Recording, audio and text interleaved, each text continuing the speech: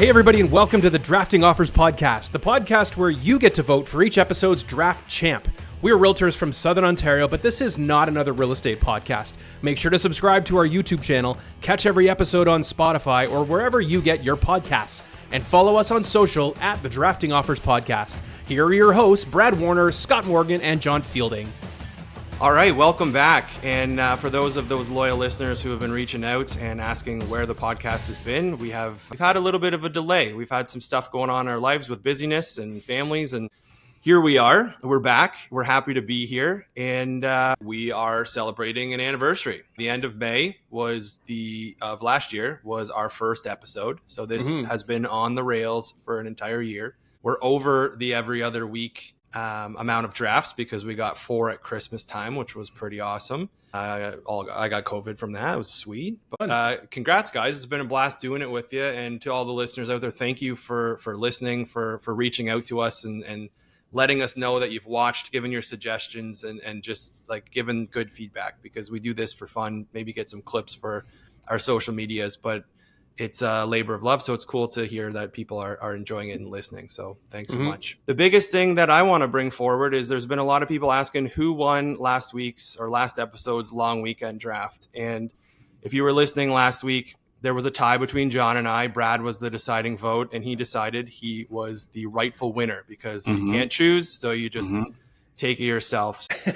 That might have springboarded something here, because apparently Brad Warner loves long weekends and he won the long weekend draft. So this is officially a winning streak, kind of, for your boy Warner in your corner. So congrats, 2 in a row. Congrats. 2 in a row is a streak. 2 in a row.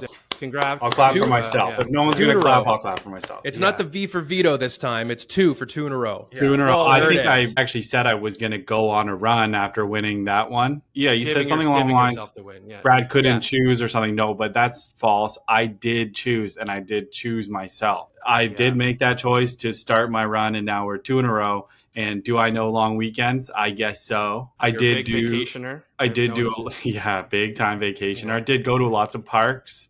Been out taking my little guy golfing. I'm pretty sure that long weekend I went golfing 2 days in a row with the little guy, with my oldest little one. You did mention your love of hiking. Did you go on any family hikes? I'm walking the golf course can be a hike some days. One day they're out of carts, so we had to walk. Tough life, yeah. I'll say congratulations on a rightful win, because this is your first legitimate win since last year at Christmas time. So good for you getting on the board. 2024 is now, we're now in June, so congrats. And a huge shout out to ChatGPT. Huge shout out. That's true. Yeah, that's true.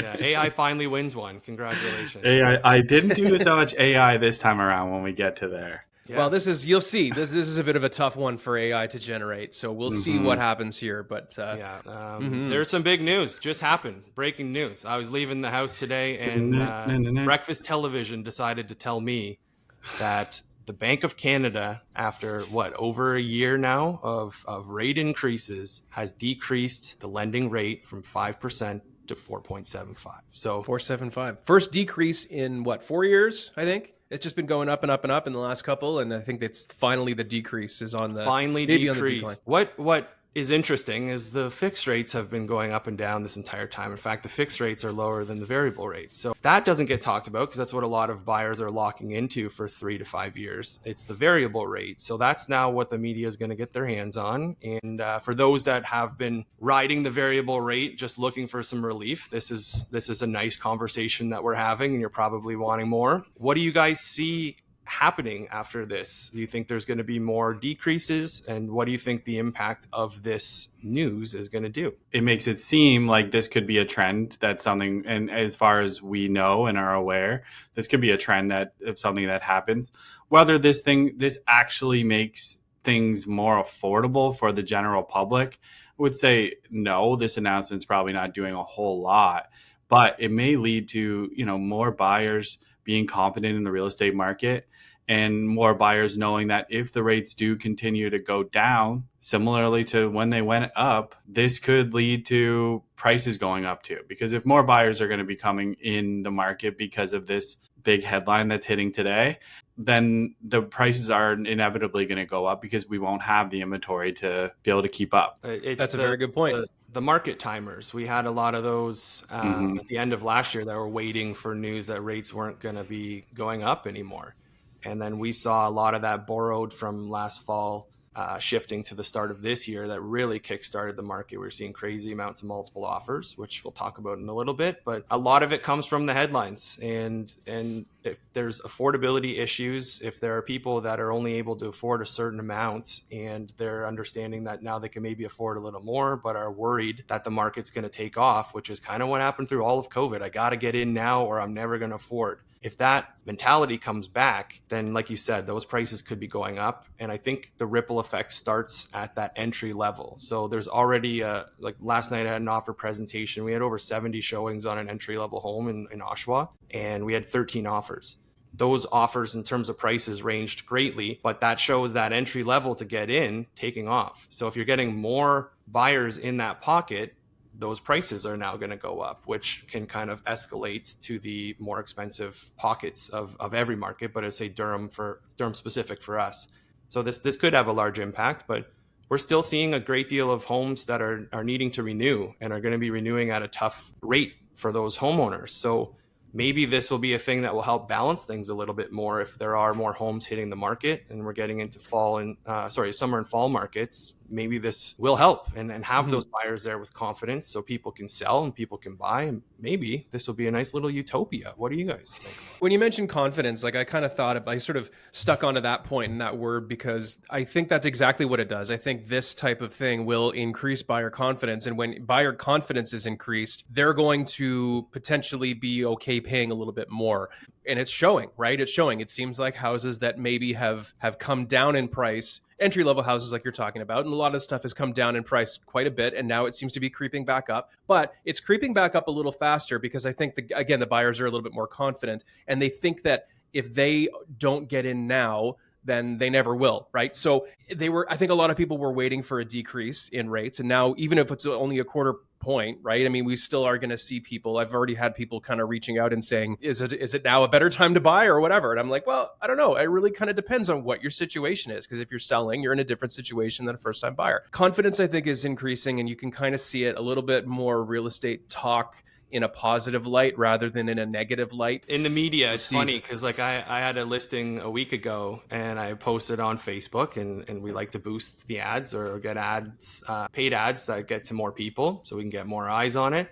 And the comment section in some of these, there's someone who's literally copy pasting, must be going around because he did it 2 or 3 different times, same message, but just ripping real estate agents. We're the reason that this is an issue and people are struggling to afford their groceries. And don't get me wrong, like I think what this signals is obviously the inflation numbers come down to a point where the Bank of Canada is comfortable going and lowering the rates.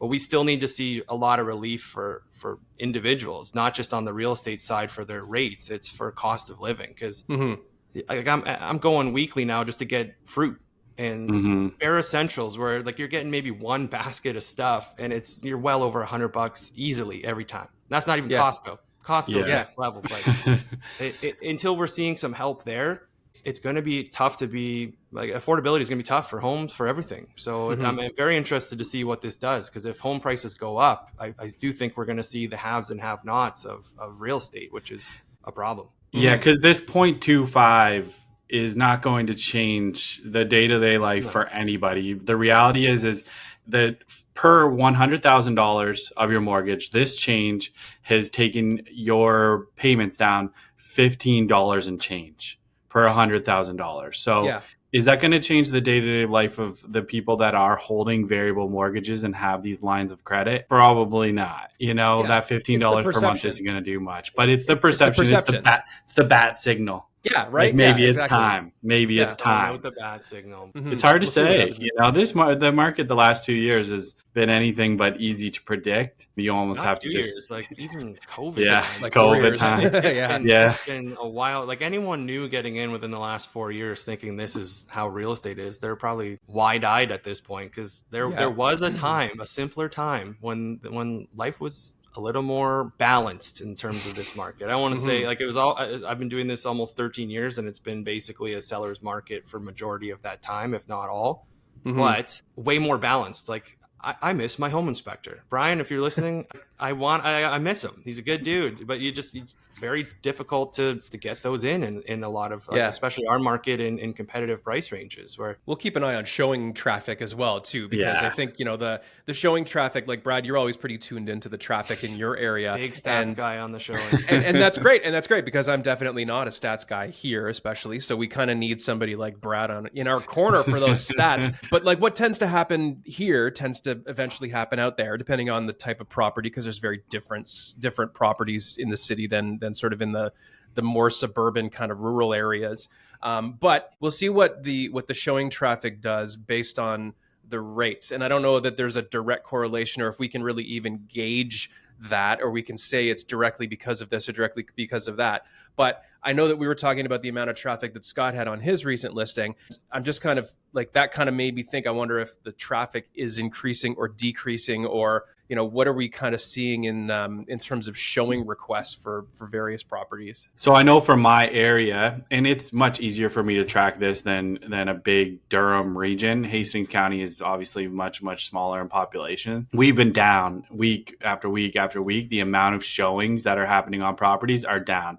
We were, 480 showings in April in 1 week, and then at the end of May, we were closer to like 340 showings. So it's quite a bit difference. And I mean, I was seeing it on my listings, and at one point I was carrying 7 listings, and you can see the traffic being down. When you first hit the market, obviously there's that nice little increase. But then as it goes, into 7-10 days on market, you can see everything slow down. And the weekends, we always say, the weekends are so nice out, and maybe it's a great time to have an open house. It almost feels like it's the opposite. Like if it's nice out, we're not getting that many people even through the open houses. Yeah, it's sort of more when the weather's a little bit miserable, because I think it's just like our plans were ruined, because like we're so set on, especially in Canada, Southern Ontario, like our weather is just miserable most of the year. And so when you have a nice day or a stretch of nice days, it's like, let's get out there and do something. Let's save the business stuff for the miserable weather days. And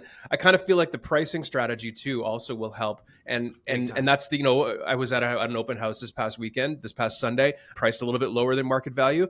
And, again, people will think, just like Scott said earlier, there's people ripping us in comments of Facebook posts saying like, you're what's wrong with this world. And I'm like, we don't set the price. Like I had to explain to a few people at the open house, I'm like, I'm not the one who set the price. The seller sets the price. That's the strategy that they wanted. They wanted as much traffic in here as possible, and they're getting it, as you can see, because the house is full of people right now. And there's going to be a lot of offers. Hey, if you were a seller, wouldn't you want to be in this situation as well? 100%. If this was your house, wouldn't you want to see 20, 30 groups of people here on a weekend? Like, come on. I'm sorry that's not working for you, but if you were on the other side of this equation, you'd be like, awesome, my realtor's the best. Like, come on. I think it's fair to give real estate agents crap from time to time, but that isn't one of the reasons. I'll give you an example. So last week I had a house listed in the mid 500s, and it was conditionally sold. And I had 4 different agents call me throughout the week, and they would say to me, hey, Brad, it's under conditions, or they wouldn't even know about the conditions. And they obviously were not local in any way. And 4 different agents asked me why I wasn't doing an open house that weekend. So they could, because they wanted their clients to see the property. They didn't want to make an appointment and go see that it. is what's wrong with real estate. If it's like, if you don't want to drive to Belleville to show them the house, then give them a Belleville realtor. Yeah, I shouldn't have to do an open house to do your job. 100%. And it's so bad, and it gives us such a bad name, but it also comes down to, there's so many real estate agents that when you're getting that lead, they don't want to let it go. So that's where interviewing your realtor and knowing that they, 1, know an area, but 2, they're doing decent business, so that they're not having to jump on things and take you to a place where they don't know the area. They don't know I had a realtor ask me to send, like, what should their client offer? This is what this person said to me prior to the offer date. Like, what do you suggest I offer? And I said, are you suggesting that I do your job for you? I suggest that you should look at the comparable solds in the market and discuss those with your clients and talk about their affordability and where they're comfortable going. That's where, like, we need to have a big real estate PSA of, if your realtor is like family and you're trying to help them out by going to the listing agent to get all the information and shown and then go back to them, not cool. Yeah. But if you're going somewhere and you're bringing someone along and if they can convince you that they're going to go an area that they don't even want to drive to because it's that far away on a weekend, that's not the person for you. And anyone running a good business is going to have contacts in areas they don't work so that they're going to have their people looked after. And that, like, just hearing that, like, grinds my gears so much because And it's always the same. It's a horrible name. It's always the same. They call at 5:30 because they work their regular job throughout the day. Yeah. So they're calling during my dinner time with my kids. So I'm already like, ugh. And then second, it's like they don't want to drive down here to show it. And then third, their questions are always about what the value of the house is. Those phone calls, if an agent's calling you, they should be calling to tell me how qualified their client is, not how much do you think the house is worth. Yeah. Do you have faith in that agent having vetted their clients and that they're actually going to close on an offer if they pull through, if they don't even know what like, that just bothers me so much. Yeah.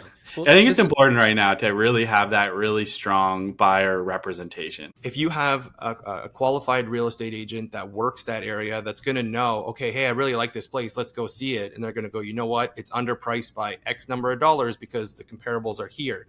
There's not as much frustration as you're getting the phone call of the people that want to pay that amount of money. And that strategy is there because you're hired by the seller and you're trying to get the most for the property. And I understand maybe if this isn't your job, you're not educated in the home values and you see a price for a home that would work for you and it's out of, like, you're going to be frustrated. But that's why having representation on the buying side is so important. And I don't want to say our fees, there's no fees to that. It's negotiable. But I got to say 95 to 97% of the time when I'm with buyers, I've never had to have my buyers pay me out of pocket. So I can safely say anyone I've worked with has never had to pay for the services, my services. So to have representation that's looking after you, that is local market knowledge, and it's not costing you a dime, why would you not do that? It just seems like so many people have so many tools at hand that they're thinking they maybe know a little bit more and they're going to do it on their own. They're going to save money. And it was all those people that reached out that were looking to get taken through by myself or to do it themselves they missed the offer date because they were so late to the party. So you're doing yourself a disservice by trying to do it yourself. We were talking about what kind of, like, I mean, I can ask you the question that we've been kind of chatting about recently too, is that, like, what can a buyer do to prepare themselves for a situation like that? Like, what's in a buyer's best interest? Where should we start? Where are the steps? I think a lot of the steps have been kind of either excluded or just kind of done the wrong way around when it comes to buyers and dealing with a multiple offer, especially a multiple offer situation. You know, they see a ton of people, they see a ton of interest in their, what are we supposed to do? What should I have done? Are these people ahead of me? Are they behind me? Do I have my ducks in a row? Do they have their ducks in a row? So what can we do to prepare our buyers for that sort of situation? My number one thing is find out how much you can afford from an actual bank and or an actual mortgage broker, an actual lender, not by doing a little online quiz or by doing your own math or by, talking to a parent or somebody in your family who bought a house 35 years ago. Find out how much, what your financial picture is, and go to an agent or a mortgage broker. That's the first step. Like, the first step before you fall in love with a house that you don't know if you can actually pay for. Yeah. Go to there, because I had a person come through, great guy. His situation was a little bit, complicated, and he really, really loved this house, really, really wanted to make an offer on the house. And I'm like, before we do that, I just want to make sure that you're aware that you're going to be up against people with no conditions, no hesitation. Like, this people have already done the work that you're now just starting to do. Let's take a step back, kind of look at the financial picture. You'll be a much better, you'll be way more informed at the end of this, and you'll be in a much better negotiating position against other people if you have your ducks in a row right now. So I think a lot of people are, maybe whether it's how we're viewed in the, like, they don't want to commit to a real estate agent because they might feel they can negotiate with the person who's selling. So the commitment to the realtor is not there, to having the backing. So they're going to whoever's listing the property. Yeah. They haven't done any of the background work. I think the first thing you need to do, exactly what you said, but it's having a consultation with who's going to be in your corner, to maybe plug Warner's slogan there. But you need to know who you're going into battle with, and they need to set the steps for you. So if they haven't been to a mortgage broker, you can't be going in and offering on something if you don't even know. That's like going to get groceries, not even knowing if you have any money in your debit account. Like, can I afford these groceries? I don't know. And you get to the checkout, and the cashier says, "I'm sorry, your car's been declined." And then Exactly. you're like, "Well, look at all these look at all these groceries I have. Look at all the Yeah. time I spent putting this thing together, and look at all the people behind me." Like, you know what I I've mean? never Like, had it's just- issues paying for groceries before, and I'm good at selecting my groceries. It's tough. I bought groceries 20 years ago and never had this problem. 100%. But I think people get carried away, and because a lot of things are online, like most are starting their searches online, things show well. You get caught up in this property is great, this price is great, and you put the cart before the horse of I gotta see it before it's gone.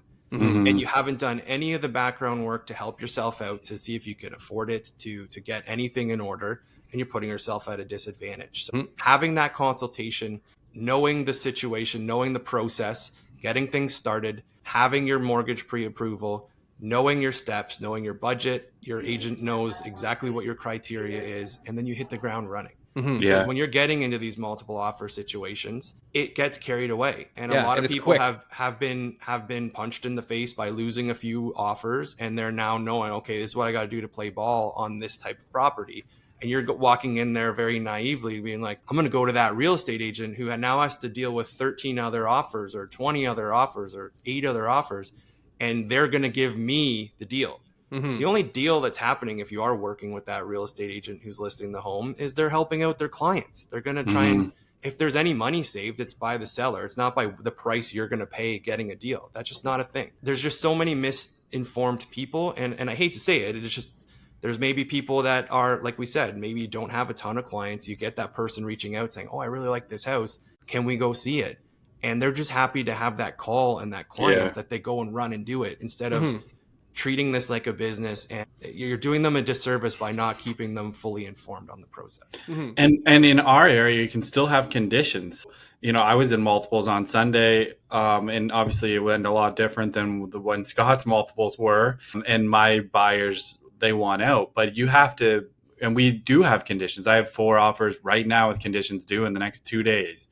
You can still get, home inspection. You can still get financing. Remember, like, you need to have an agent who can actually help you along that path once you have these conditions. It's huge help for when, you're presenting your offer and you go to them and say, the reason the closing date is this, the reason, or the mortgage broker we're using is this person. Already penciled in a home inspection for this day at this time in the next 3 days. Like, having those things ducks in a row, that's who you want representing you, because it puts those conditions, the sellers, it puts, if they're worried about anything, they're worried about your conditions or anything, you're already mitigating some of that worry and putting them to ease by saying, we have a professional doing the home inspection, a professional doing the financing. Like, if it's a it's already booked. If you've done those things, that's a pro on the other end, and you can have faith, as opposed to, we've all seen it, that agent that just, you've not spoken to them at all, sometimes haven't even seen it. Their client just maybe went through an open house, and the offer just shows up in your email. There's no backing on their clients. You can ask them the questions of who they're pre-approved with, how much of a down payment, and they don't have those answers. That you could offer way more than the next best offer or market value, but is that going to close? So that's what I kind of wanted to bring up is and being on the buying side a lot this year, there are things that can, like Brad just said, help you to provide confidence to the sellers and the seller's agent that might get your offer accepted over a better offer or a higher priced offer. It's not just going with a firm offer and someone else has conditions. It's not just like a lot of letters. I got a lot of letters yesterday, which I find that's actually really helped, because sometimes if you are not the best offer, but your offer is to a young family that's going to take over this property that's been owned by the same owner for 30 years, up against someone who's coming to clearly renovate or to flip, your story can help and maybe get the listing agent to root for you a little bit more, be in your corner and help out. Being prepared and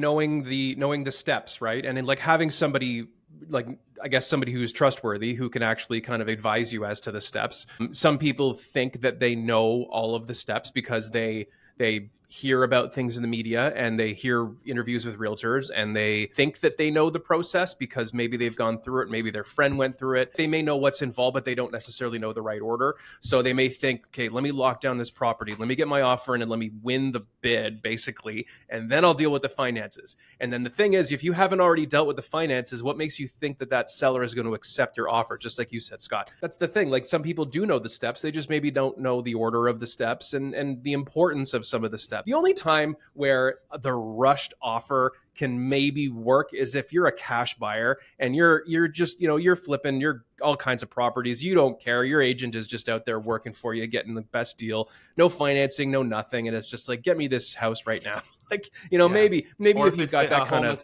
a home that's been sitting for a bit like that, there are those situations. That's one where if it's been sitting and you have one, it's maybe a little lower than you expected, but you have a cash buyer coming in that's closing in 30 days. That looks a whole lot better than, is this going to appraise, or are these people going to come together? Do they have a house to sell? It's just slam dunk. But we're talking a lot about buyers here, and we're talking a lot about being prepared, which I think is a perfect segue into our draft topic, which actually I think John has a bit of an advantage here because he did a presentation to our entire office about this, but it's about the Realtor Toolkit. So we spent like a tenth of our office. Yeah, tenth of our, and virtually. A Realtor Toolkit, basically what realtors have to keep on hand in their cars, because we work out of our cars, we're in our cars a lot with buyers, things that we keep in our car to help or to have on hand to make sure that we're looking after ourselves and looking after our clients to the best of our ability. I have to say, I hate to say it, but I was not in attendance for that one. Okay, that's good. No, that's good. That's good, because I feel like what we could be talking about is so different amongst the three of us, because I wasn't on that call, so I don't know. I don't know if he's talking about specific type of things or other type of things. 10 people watched me, so it's fine. It's not like it matters. The only person who has an advantage here is me, but I'm trying, hey, if history is any indication, I don't have this one in the bag. I don't have, this is not a slam dunk for me. So I guess if history is any indication, this is a slam dunk for me, really. Right. Well, we were talking about this just when we introed it a little bit, we talked about it just before we started recording. I think we were talking about how maybe this is a draft that only other realtors will appreciate. And maybe we won't get the kind of the response from just the general public, clients, friends, family. But what we wanted to do with this is show you a little bit more about what we actually do, like what's involved in our actual day-to-day jobs, rather than just like, we don't just take pictures and list it, put a sign on the lawn, wait for the paycheck to roll in. We don't do that, right? We do a lot of other things. And this is kind of proof that we have tools, actual tools. I'll take that off of my signs. I'll take that off my list. Okay. We're gonna go to everyone's favorite time here, which is the wheel of names. We're gonna choose the order. I have a feeling it's gonna be John Fielding again, because it's been his year for this. Because I've been picking a lot. Oh, and look at this. Is it really? This is what a year. So loud. Oh, good job, John. Choose order here. I'm going to pick third. I don't know if anybody who's picked the order has actually picked themselves third, but I'm going to go Brad first, Scott second, and me third. Just because the first time this year, I will not be choosing third, because I just always get shafted to. But you get a nice. I just keep losing, so I don't think that I'm much of a threat anymore. All right, Brad Warner, I'm gonna go third this time. So Brad can start. Brad, off. Scott, John. So Brad, you get to start off the Realtor Toolkit draft. What's in your trunk? What's in your trunk? Yeah, this could actually expose some people. What's in your trunk? What is in my trunk? There's always golf clubs in my trunk. You never know. Because you never know. Yeah, this is the one thing I'm like, I have to have it when I'm doing a showing, and it's a tablet. I have to have a tablet with me. Okay. I take notes on my tablet. I usually have the listing on my tablet. I have to have the tablet. And this is coming from a guy who went and looked at tablets and was like, do I really need one? No. And you went to the store, you had a babysitter, and then you left without buying I literally had a babysitter to go and buy a tablet and then did not buy a tablet. And then your babysitter asked which tablet you got, and you said, I didn't buy one. I like having mine too. It's not something that I keep in my trunk, but I do keep it with me, and I use it for open houses because I tend to put the, I have a little like program instead of having a sign-in sheet for everybody to come to open houses. That's a little database, and then I can just kind of export it to my CRM. So Brad, tablet okay, off the board. Good tablet. choice. You need it to write offers. You need it to make notes. And now that you have one, Brad, I think you're clearly converted because that's a 1-1 pick. It's an iPad 6 for those wondering, and I have one of those screen things on it that makes it feel like you're writing. I got You have the pen. Yeah, I got the pen and the. Are you looking screen, for sponsorships here? And the screen. I got the pen and the screen thing off Temu. If anyone's looking for that. Temu. Oh no way! Yeah, Okay, yeah. pick your brain on Temu. Anyways, I'm wearing Temu shoes right now. Yeah, are they not falling apart on you? They're okay. No, they're actually really. Everything showed nice. up okay. You got one right and one left. No, look at this. Huh?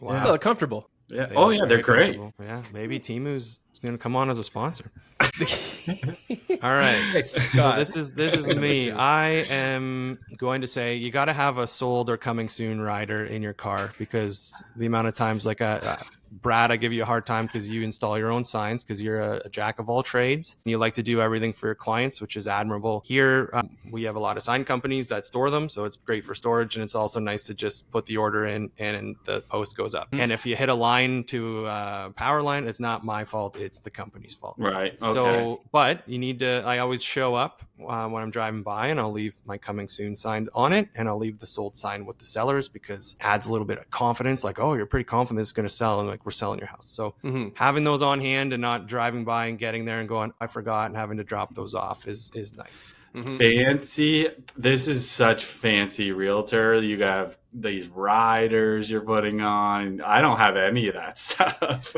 Well, I have coming soon signs, but they're just the for sale's just on the other side of the sign. Yeah. So I just have to flip it around. So I wouldn't say it's fancy. I'd just say it's common practice here. No, for just me. a little different out your way. I think so. But John, you got Okay. 2 in a row here. What are we? Well, I'm interested to see what you're going to go with off of your presentation. Well, I don't know. I can't remember a lot of the things from that. It was a couple years ago now, but I want to say I think my first pick, given what we do, is a lot of locks and keys, and so I think it's going to be lock boxes. Okay. A couple extra lock I was boxes. hoping that snuck through, but. Well, it's I mean, we all use lock boxes a lot of the time. Sometimes it's just a door code and maybe they'll give us the door code. But even if it is, I don't know who has that door code.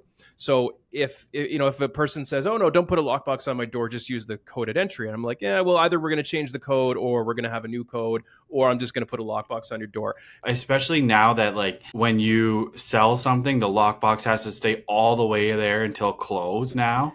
Right. Like, sometimes we do the contactless closing where the lawyer gives the buyer the lockbox code. I would say 97% of the time mine are like that. And yeah, COVID changed the industry on closings. I'm always scrambling for lockboxes. And if anyone out there is a mortgage broker listening to this, one of the mortgage brokers I work with, as like a thank you for a closing, she gave me a lockbox. That's like the best gift I've ever gotten. She had her sticker on it. So like I went and put it on a house and there's a little Dominion Can lending. you tell a lot from the type of lockbox that is on? Like you can actually learn a lot about an agent. Yes, type you can. And the code. There was one time I was showing maybe like 4 or 5 houses in a row to somebody over the course of a couple hours or something. And I was looking at the lockbox codes that they were giving me for the things. I'll give you the codes. I'm not going to tell you the addresses because I don't remember them. But every code was like 1883, 1987, 1982.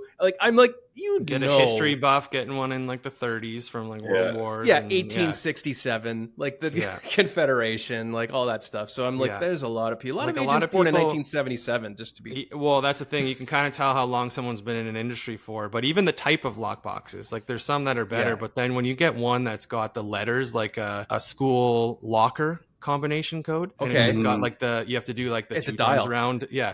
That's when you know someone has been doing this and they're maybe needing to look into where they're going to be living as their final home. because Or is it a flex? Or is it a flex? Like I always think, like zero those, flex. those lock boxes No. that like the basically the front comes off and it's like tiny little slot. Like it looks like it's probably like 40 years old lock box. The tiny buttons, yeah.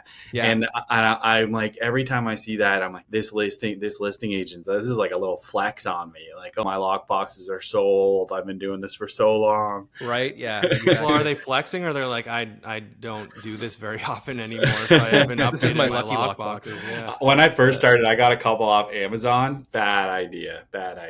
Yeah. Don't cheap out. We should have just done a lockbox conversation. I feel like there's a lot to be dug up here. I think so. Yeah, John, start off the second round for us. I got to go business cards.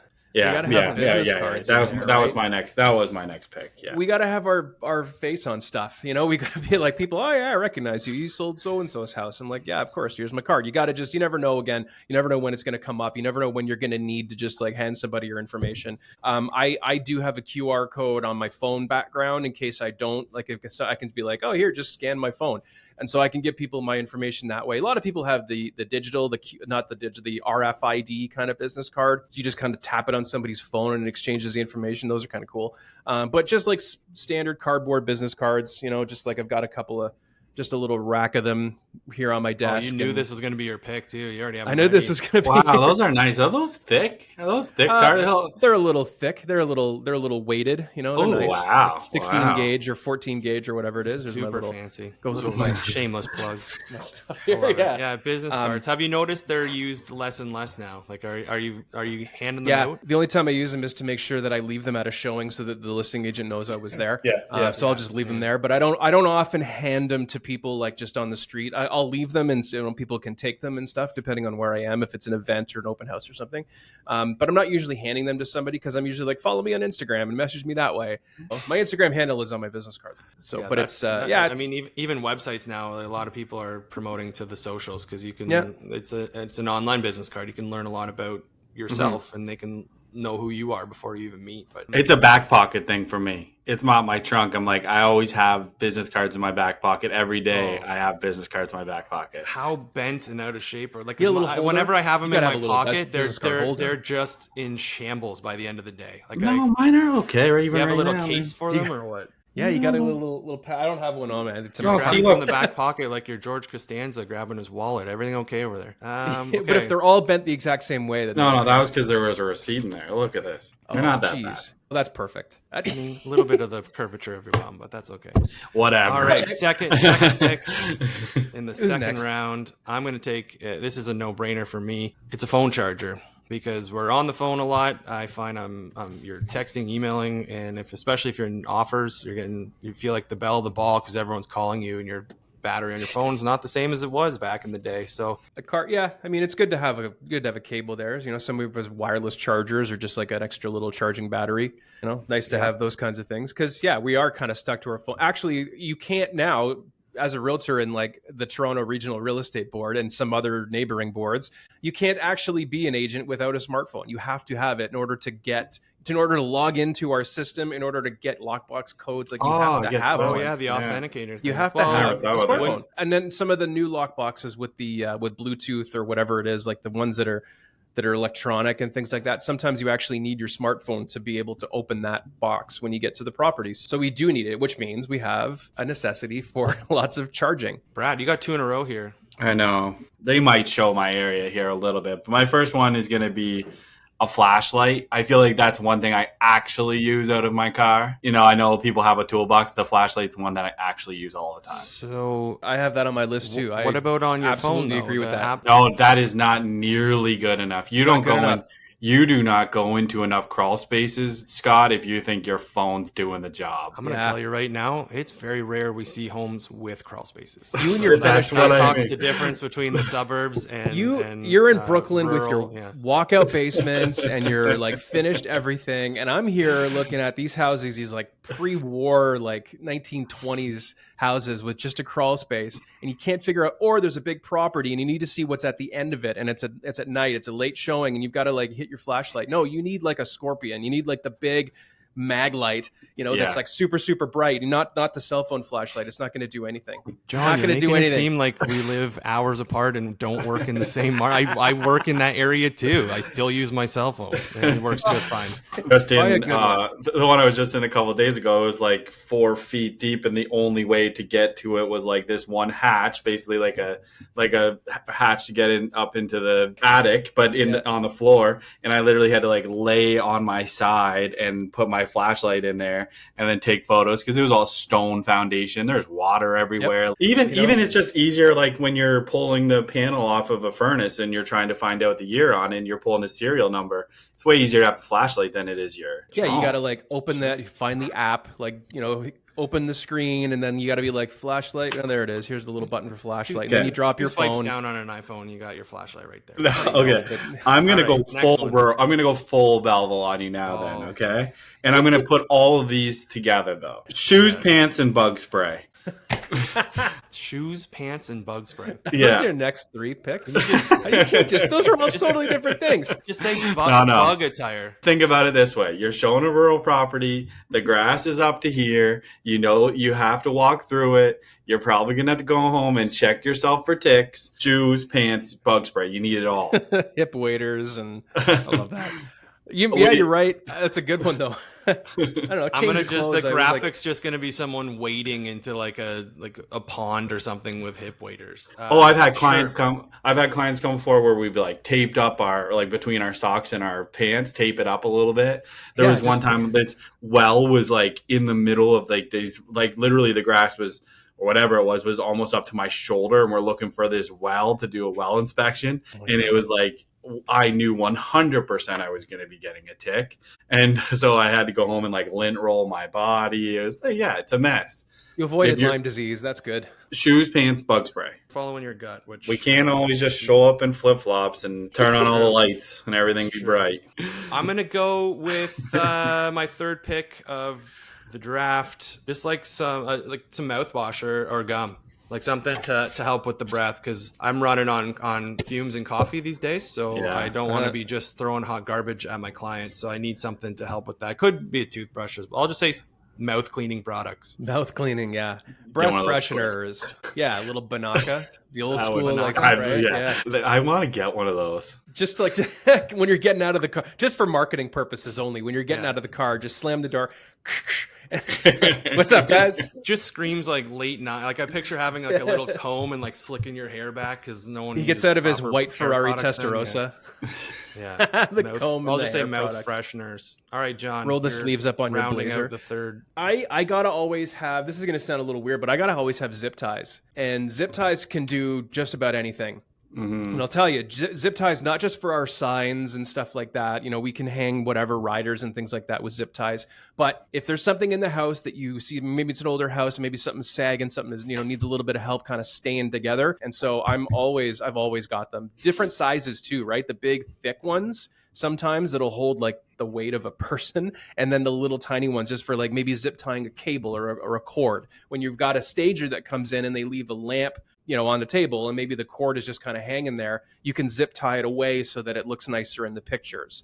So it's just having the little zip ties and, zip ties and cutters to cut them. That's kind of the magic bullet for me, is like my zip tie collection in my trunk. John, is there a knock at your door right now? I think the police are there to search your trunk with those zip ties. Oh, zip You haven't seen the rest of my list yet, so. Yeah. Maybe we shouldn't publish this episode. Okay. If the police are at my door, it's not because of that. All right. Starting the fourth round, Johnny. Binoculars. And binoculars for... Not making your case any better on the...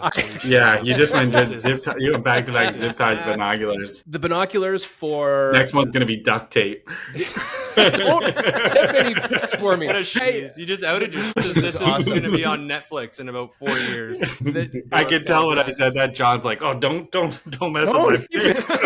I said binoculars because sometimes, depending on what you're looking at, if you're looking at, see, I'm not a home inspector. None of us are. We hire home inspectors to do this kind of stuff. But sometimes when we want to look at a house and somebody, one of our clients is like, that chimney looks a little off. And then we like, oh, let me grab the binoculars and just kind of see if we can get in a little closer. Or maybe you want to see something, like if you're up in the top level, maybe you want to check out the view, and maybe you just have like, you just want to be able to see, not for spying on people, but just to see what's going on around you. You know how Scott gave me crap about like the flashlight being on your phone?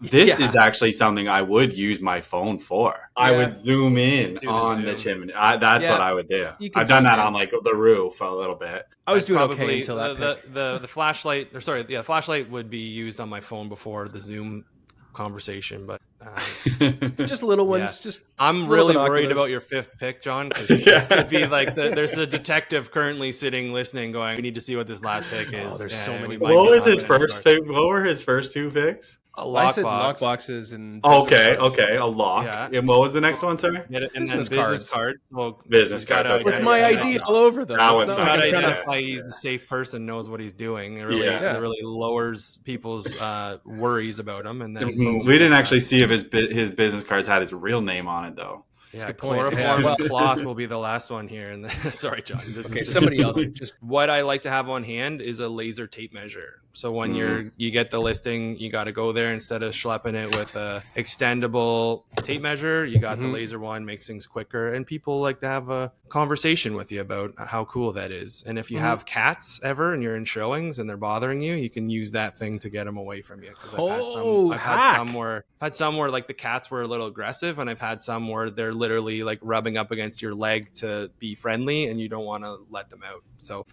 laser tape measure. So this is where it's also come in handy, where somebody said, are these 9-foot ceilings or 8-foot ceilings? And I'm like, oh, they're 9-foot ceilings. Like, they don't look like 9-foot ceilings or 8-foot ceilings. And I'm like, okay, well, here's my laser, stick it on the floor. It's literally like 9 foot bang on. It's not to be a jerk. It's to be like, well, let's solve the problem right now instead of trying to find out the answers. Well, you can't say something and then it's not, and leave now. Yeah. So I was told that there was some 12-foot ceilings in a listing recently, and I was like, oh, okay. And I measured, and it was 11. So yeah, I didn't want to sound like I was a dick, but well, look, you got to get it right.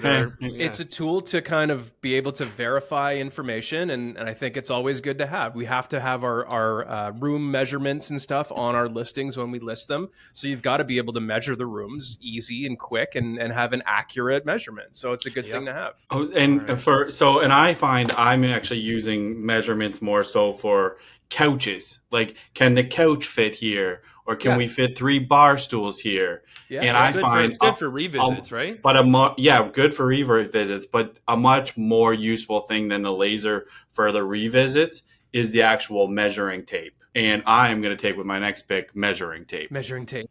Yeah. We've got like the 2024 answer and the 1995 answer. Hey, I have the laser too. This guy's trying to dunk a good pick. Good. It's a classic. It's a classic. Way to choose from the 80s. Are you going to say internet access now? I think like when you're measuring out, does my couch fit here? And how do we need to get certain curtains for everything? It's much easier to do with a measuring tape, obviously. Sure, I'd be more likely to use my measuring tape. So that's why I'm going to take measuring tape. That's fair. Okay. Start off the last round. This is your last pick. Make it good. I'll go with a first aid kit. For you or for like somebody else? For John's clients. Perfect.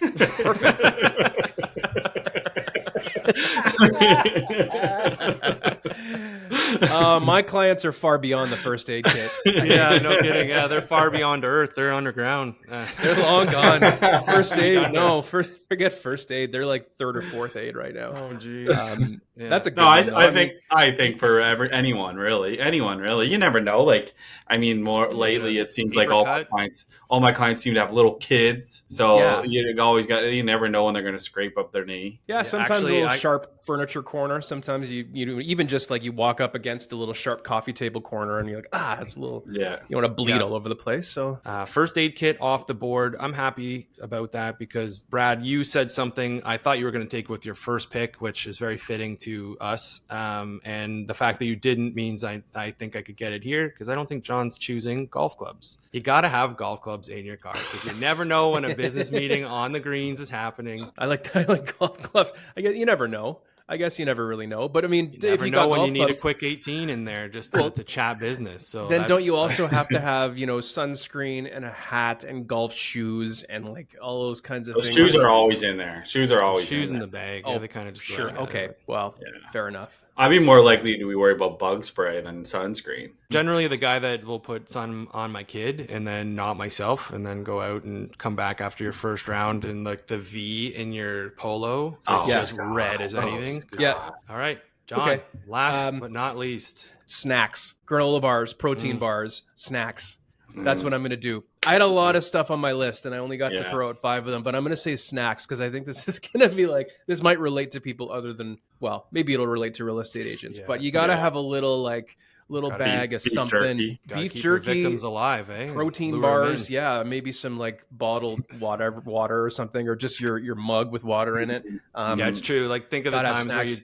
you got that busy day, you're ripping around, you're like, you know what? I have not eaten. I Yeah. need to. Yeah, it's No that or time to drive stop. through, and yeah, Tim's food is trash. So Sponsored by Tim snacks. Hortons. Yeah, sponsored by. Yeah, they were like, the guy's crying now. He's like, I was about to call you. But yeah. So snacks. That's So going snacks Okay. rounds it That's out. my Okay, thing. so let's go over this thing. Let's recap. We got Brad with tablet, flashlight, shoes, pants, bug spray, measuring tape, first aid kit. Scott Brad had has 9 rounds. Yeah, 9 rounds. Scott has sold coming soon riders, phone charger, mouth freshening items, laser tape measured golf clubs. John has lockbox, business cards, zip ties, binoculars, snacks, and an alibi. Back to the golf clubs. I mean, I always do have my golf clubs, but less about like, whether I need to have a meeting with a client. It's more like if I lose in multiple offers, I need to go and just like hammer my driver for an hour. Yeah, I was trying to justify golf and not make it seem like we don't ever work because we're always golfing, because it's kind of we're the worst people to golf with. Oh, 100% you're the worst. I enjoy. It's always like, hey, we'll chat business, catch up, and then you're on your phone for half the day. Don't get me wrong, I am often too with my non-realtor friends, but of the 2 realtors golfing together, you are easily the worst. Who, me? Not your quality. You're worse for being on your phone for half of the round. Not the It's- worst yeah. golfer, just the worst at Yeah. etiquette. Shout You're out. easily. We know you're the better golfer. You grew up working at the course. And Shout out Shane, who I played in like a somewhat competitive golf tournament with on Sunday, and at the turn at 9, my offer was being presented, and we were in multiple offers. So I'm sure he loved that. Yeah. How many shots did he take for you? Shout out Shane. Okie doke. Yeah. Well, that All was right. a good recap. I took all my shots. I have a couple drafting room floors if you want me to start. Please. I have these are so salesy. I didn't really want to take it, but like contracts, that if you want to sign someone to a contract, like a listing agreement, Yeah, in like your a BRA, blank BRA that Yeah. you got right there. Rico guides, listing sheets and marketing materials. If it's like based on like your properties, this is actually just one off Chat GPT. So, but I wasn't even going to say it. But after John's picks, I feel like I have to say it. And it's personal safety items such as pepper spray. Brass Yeah. knuckles. Yeah. Yeah, You exactly. never know who you're gonna come across. But if you're a woman in real estate, we're all men. Yeah, serious Like conversation. if this was a woman on this one, like they're I think they would have different things for sure. 100%, and it wouldn't be a laughable matter. Like, I know we're joking around about this, but there's been a lot of cases, really bad ones, especially with ladies. So I have a lot of close people in my office that I keep accountable with, and there's oftentimes people will ask for another person to come on a showing or a meeting the first time, or people will bring their spouse or their kid because that's a real thing. So that I know I'm kind of getting a little more serious, but that's something I don't want to joke about because there's been a lot of bad losses in our industry, and it's terrible. There's bad people out there. Yeah. So be careful out there especially if you're being called to a vacant home showing with a random stranger. And that could even happen to us too. It's like, maybe I should keep some brass knuckles or something. Flashlight to blind their eyes. I don't know. No, 4-iron. 4-iron. 4-iron, yeah. Industrial strength garbage bags. Yeah. I don't have many left. I didn't have a huge list here. I'd say lint brush because I'm a dog owner, so having that to get rid of the dog hairs. Good one. Also Water the ticks. bottle. Yeah, Ticks, I always good have one. my Contigo or my coffee mug, and then to go to the exact opposite of having shoes, pants, and bug spray, like dressier clothes. Because like right now I'm wearing a Guinness t-shirt and you can't see but some shorts, and sometimes spur of the moment showings happen. You don't have time to get home first, so having some dressier clothes to look nice. But I don't want to wear suits or anything. I don't find that's my clientele. But not for me either. Lux listing Toronto or something, which makes me sick. It's totally different. But those are my three. What do you got, John? I'm sure you have a few. I got a couple. Well, I've usually got these door hangers right here, which kind of show my personality. I'm not a blazer guy either, but I've got door hangers, so some marketing materials in my trunk. I've usually got a hammer if I'm going to be putting signs in, or if anything, even just in the house, if I've got a couple of hammers. Window cleaner, right? Usually just it's nice to have that. Nice to have like a couple of clean windows, especially for an open house. You just want to clean the exterior so it's a little nicer.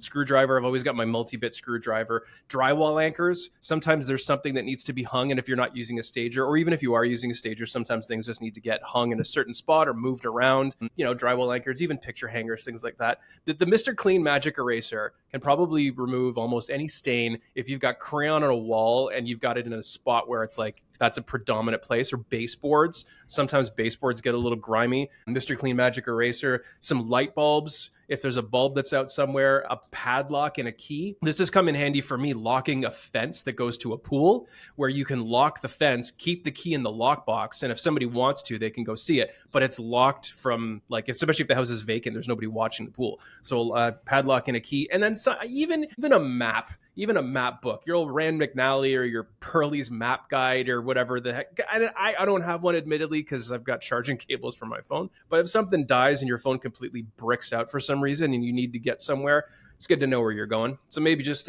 maybe a map is there. So that's the end of my list. I'm glad you didn't choose maps. I won't lie to you. Yeah, it was the bottom. It was the bottom of my list. Just kind of threw it in there, just thinking, maybe we go old school. Yeah, that's really old. Whatever. School. Yeah. Matt have like car at the side of the road with a map and just luring them in. One of those MapQuest books. All right, thanks, guys. Yeah. And on that note, see you next time. Oh, good. See you next time. Yeah. Bye, guys. You've been listening to the Drafting Offers Podcast. Don't forget to follow us on Instagram at the Drafting Offers Podcast and vote for this week's Draft Champ. That's also how you can get directly in touch with us if you have any questions about this week's show. Subscribe to our YouTube channel and catch every episode on Spotify. We hope you enjoyed this episode, and we can't wait for you to join us again for another episode of the Drafting Offers Podcast.